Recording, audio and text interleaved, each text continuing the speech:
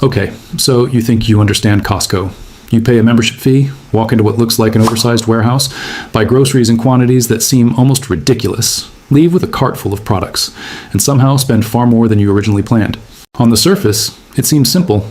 Costco is just another retailer that sells things in bulk, a bigger supermarket, a larger Walmart, maybe even a cheaper Target. That explanation feels reasonable. It also happens to be wrong, because if Costco's business depended only on selling groceries, electronics, furniture, and household essentials, it would be one of the least profitable major retailers in America. The company deliberately prices many of its products so aggressively that the profit on individual items is astonishingly small, sometimes just a few percentage points, sometimes even less. So here's the question. If Costco earns so little on the products it sells, how has it grown into one of the largest retailers on earth?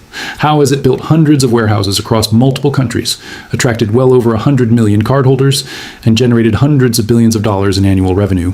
Why? Does Wall Street consistently value Costco as one of the strongest retail businesses in the world, even though its prices are often lower than those of competitors? The answer isn't hidden inside the warehouse.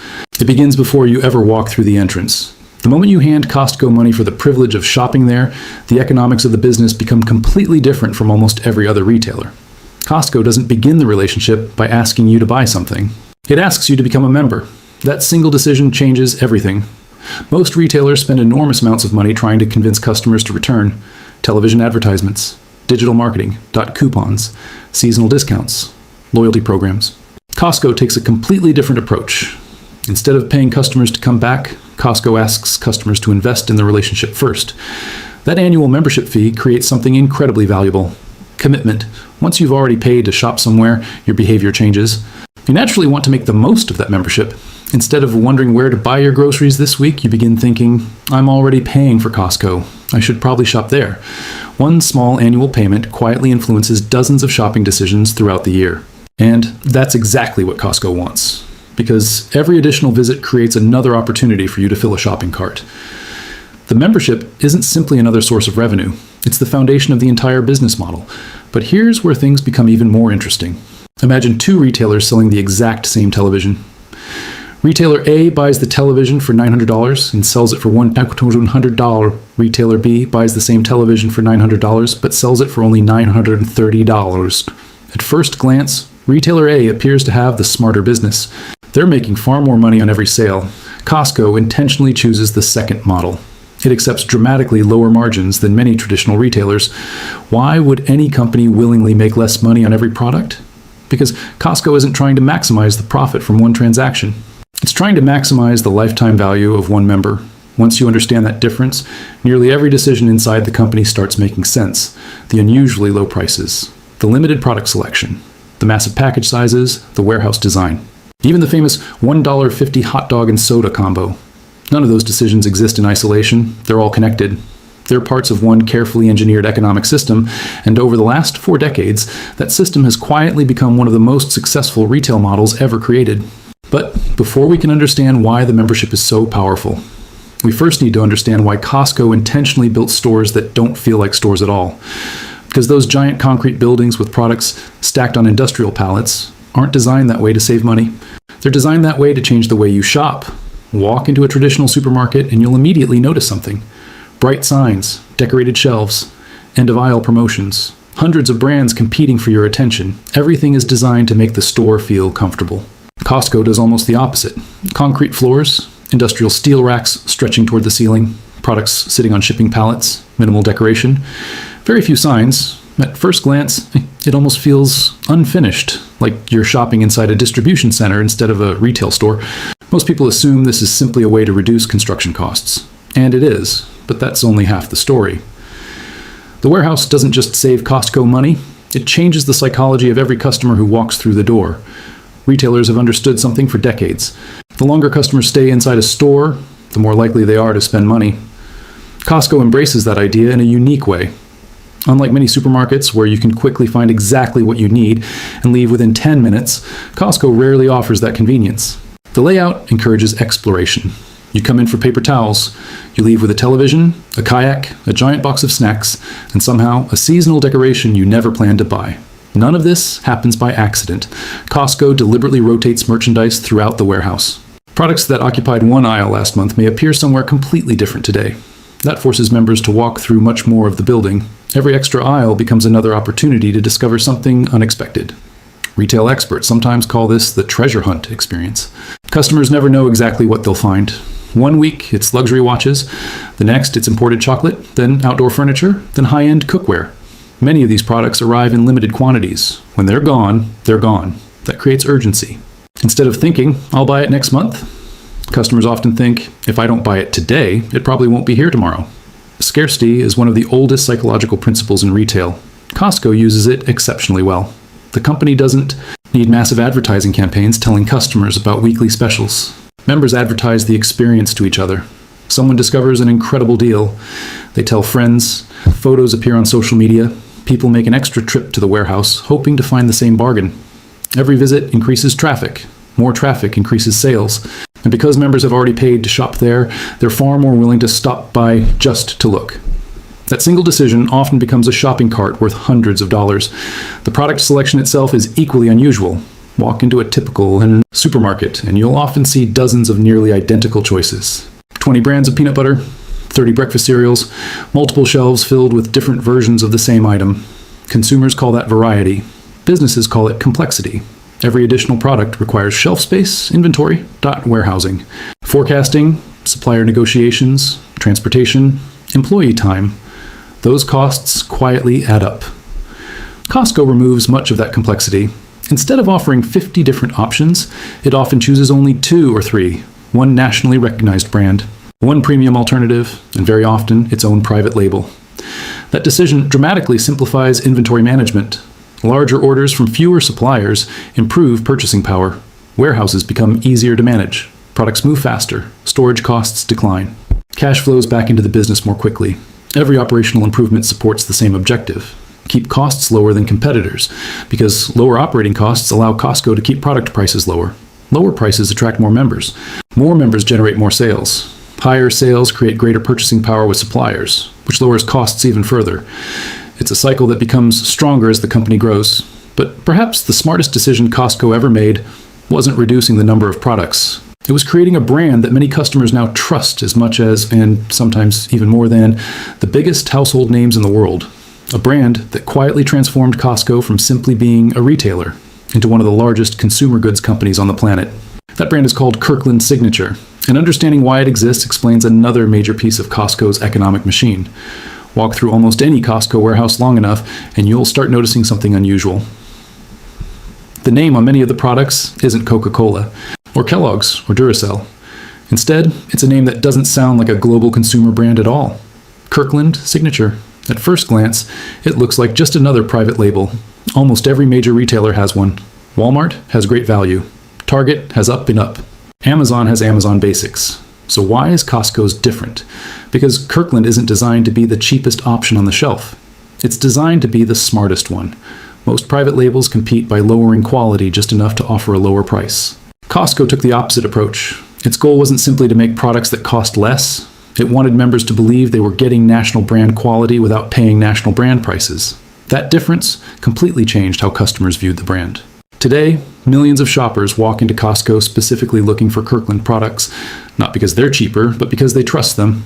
That level of trust didn't happen overnight. Costco spent decades building it, and here's something most shoppers never realize. Many Kirkland products are manufactured by the very companies whose products sit next to them on the shelf. Coffee, batteries, olive oil, wine, pet food, baby formula, household essentials. Costco works with established manufacturers around the world, often asking them to produce products that meet Costco's own quality standards. Instead of spending billions building factories for every category, Costco uses existing manufacturing expertise. The customer sees Kirkland. Behind the scenes, some of the world's largest manufacturers are doing the production. It's an incredibly efficient model. The supplier fills its production capacity. Costco gets premium quality products. Members receive lower prices. Everyone benefits, except perhaps the competing brands. Imagine you're standing in front of 2 bottles of olive oil. One carries a famous international brand. The other says Kirkland Signature. The ingredients look similar. The quality appears comparable. Independent reviews consistently rank both highly, but one costs noticeably less. For many shoppers, The decision becomes easy, and every time a customer chooses Kirkland instead of another brand, Costco strengthens something incredibly valuable: its bargaining power. Because Costco isn't just negotiating as a retailer anymore, it's negotiating as a brand owner. That changes conversations with suppliers. If a national brand wants shelf space inside Costco, it knows it's competing not only against other manufacturers, but against Costco itself. That gives Costco enormous leverage during pricing negotiations. Manufacturers know Costco has another option: simply expand the Kirkland line. When one side of a negotiation has a credible alternative, the balance of power shifts dramatically, and Costco understands this better than almost anyone. But Kirkland's success isn't just about stronger negotiations. It's also about something far more profitable: higher margins. Remember what we discussed earlier. Costco intentionally keeps product markups surprisingly low. The company has long maintained strict limits on how much it marks up many items, often significantly below what traditional retailers charge. That creates tremendous value for members. But even within those lower markups, private label products generally allow retailers to earn better margins than selling competing national brands. Why? Because there are fewer middlemen sharing the profits. Instead of paying another company for the value of its brand name, Costco captures more of that value itself. The customer still pays less, yet Costco often earns a healthier return than it would by selling an equivalent branded product. It's one of the rare situations where both the customer and the retailer can win simultaneously, and that's exactly the type of system Costco likes to build. Over time, Kirkland has expanded far beyond groceries. Today, the brand covers everything, from clothing and luggage to vitamins, electronics accessories, coffee, paper products, furniture, pet supplies, and even luxury items. Some industry estimates suggest that if Kirkland Signature operated as its own independent consumer goods company, it would rank among the largest brands in the world by annual sales. Think about that for a moment. One retailer quietly created a private label that rivals some of the biggest household names on earth. Without expensive television commercials, without celebrity endorsements, without massive global marketing campaigns. Instead, Costco relied on something much simpler. Every satisfied customer became the advertisement. Every positive experience strengthened trust. And trust became one of the company's most valuable assets. But none of this would matter if Costco couldn't move enormous volumes of merchandise. Selling premium products at low prices only works if inventory moves incredibly fast. A warehouse filled with unsold products doesn't generate profits. It ties up cash, consumes storage space, and creates risk. Costco solved that problem with one of the most efficient inventory systems in modern retail, a system that allows products to move through its warehouses at remarkable speed while keeping operating costs far below many competitors. And that invisible system may be the biggest reason Costco can keep its prices so low year after year. If you ask most people why Costco can sell products so cheaply, they'll usually give the same answer. They buy in bulk, and that's true, but it isn't the complete explanation. Buying products at lower prices is only one part of the equation. The real challenge begins after those products arrive, because every extra day an item sits inside a warehouse quietly costs money. It occupies valuable space. It ties up cash. It increases insurance costs. It requires employees to move it, count it, and manage it, and if demand changes unexpectedly, that inventory can lose value before it's ever sold. In retail, inventory isn't just merchandise, it's cash, waiting to be converted back into cash. The faster that happens, the healthier the business becomes. Costco understood this long before many of its competitors. Instead of trying to stock every possible product, the company focuses on selling an enormous quantity of a relatively small selection. A typical Costco warehouse carries roughly 4,000 products. That number surprises many people. A traditional supermarket may stock 40,000 items or more. Large retailers often carry over 100,000 different products. Costco intentionally does not. At first, that sounds like a disadvantage. Fewer choices should mean fewer customers. Instead, the opposite happens, because every product Costco chooses has one job: sell quickly. Imagine 2 warehouses. The first stores 100,000 different products. Some sell every day, others might sit untouched for weeks. The second warehouse carries only 4,000 carefully selected products, but every one of them sells continuously. Which warehouse is using its capital more efficiently? The answer is obvious. The second, Costco would rather sell 1 million units of a popular product than stock 50 different versions that each sell slowly. Volume creates efficiency, and efficiency reduces costs. This philosophy extends far beyond the sales floor. Look up toward the ceiling inside almost any Costco warehouse. You'll notice something unusual. The products stacked above you aren't decorative displays. They're inventory. Many retailers unload products into large storage rooms hidden behind the store. Employees later move those products back onto the shelves. That's two separate handling processes, two separate labor costs. Costco often eliminates one of those steps entirely. The shipping pallet arrives. The pallet is placed directly onto industrial racks. When inventory on the sales floor runs low, employees simply lower another pallet into position. Fewer touches, less labor, less time, lower operating costs multiply. That efficiency across hundreds of warehouses and millions of products every year, and the savings become enormous. But perhaps Costco's greatest advantage isn't simply moving inventory quickly. It's knowing almost exactly what to reorder and when. Every purchase made by a member generates data, not just what was purchased, but where, when, how often, during which season, even how shopping patterns change over time. That information helps Costco forecast demand with remarkable accuracy. If sales of bottled water begin increasing in one region during the summer, future shipments can be adjusted before shelves become empty. If seasonal furniture begins slowing in another market, inventory can be redirected elsewhere. The goal isn't to eliminate uncertainty. That's impossible. The goal is to reduce expensive surprises. Because in retail, running out of inventory costs money. But carrying too much inventory also costs money. Finding the balance is where operational excellence begins, and Costco has spent decades refining that balance. The company's relationships with suppliers make the system even more effective. Unlike retailers constantly negotiating with hundreds of small vendors, Costco works closely with a relatively limited number of strategic partners. Those suppliers understand Costco's expectations: large purchase volumes, consistent quality, reliable delivery. In return, Costco often offers something suppliers value just as much: predictability. Imagine you're manufacturing millions of paper towels every year. Would you rather receive dozens of small, unpredictable orders from hundreds of retailers, or one enormous, consistent order from Costco? Large, stable orders allow manufacturers to plan production more efficiently. Factories operate closer to full capacity. Transportation becomes easier to schedule. Costs decline throughout the supply chain. Some of those savings stay with the manufacturer. Many flow back to Costco. And Costco passes a significant portion of those savings directly to its members through lower prices. It's another example of the same cycle repeating itself. Lower costs, lower prices, more members, higher sales, even stronger purchasing power. The machine keeps reinforcing itself. But there's another decision that surprises many economists. For decades, Costco has consistently paid its employees significantly more than many competing retailers. Higher wages, better benefits, lower employee turnover. At first glance, that seems completely inconsistent with a company obsessed with keeping costs low. Wouldn't paying workers more reduce profits? In the short term, yes. In the long term, the answer is far more interesting. Because Costco discovered that spending more on employees could actually make the entire business more profitable. And that may be one of the smartest investments the company has ever made. Most businesses treat labor as an expense. The logic seems straightforward. If you reduce labor costs, profits should increase. That's why many retailers focus on hiring at the lowest possible wage, minimizing benefits and keeping staffing levels lean. On paper, it looks like an efficient strategy, but Costco looked at the problem differently. Instead of asking, "How can we spend less on employees?" the company asked, "What happens if we invest more in them?" For decades, Costco has consistently paid higher wages than many of its biggest competitors.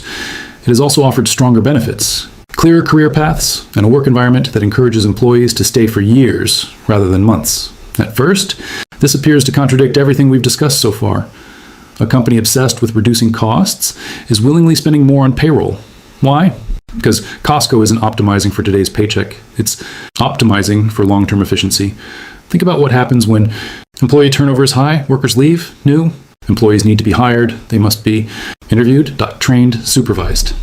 And during those first weeks, they're usually less productive than experienced. Staff, every employee who quits, creates another hidden cost. Now imagine the opposite. An employee stays for 5 years, or 10, or even 20.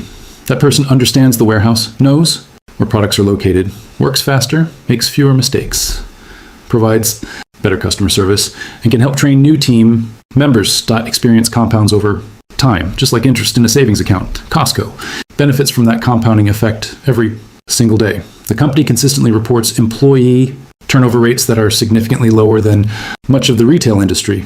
That stability creates something competitors often struggle to achieve at operational consistency. Walk into different Costco warehouses across the country, and you'll often notice the same thing. Employees know what they're doing. Lines move efficiently, shelves stay organized, problems are solved. quickly. Those aren't accidents. They're the result of experienced teams working together year after year. Satisfied employees also influence another critical part of the business, the customer experience. Retail is still a people business, even in an age of self-checkout and online shopping. When employees enjoy coming to work, customers usually notice, questions get answered, returns become easier, checkout. Lines move faster, small interactions improve. Each positive experience increases the likelihood that members renew their annual subscription. And remember, membership. Renewals are the foundation of Costco's business model. Losing a member isn't just losing one shopping trip. It's losing years of future purchases. That's why investing in employees can actually protect the company's most valuable revenue stream. But employee satisfaction isn't the only reason members keep renewing. Costco has quietly built one of the highest renewal rates in the retail industry. In many regions, renewal rates consistently remain above 90%. Think about how remarkable that is. Every year, millions of people voluntarily choose to pay Costco again before buying a single product. Very few subscription businesses achieve that level of loyalty. Streaming services lose subscribers. Gyms struggle with cancellations.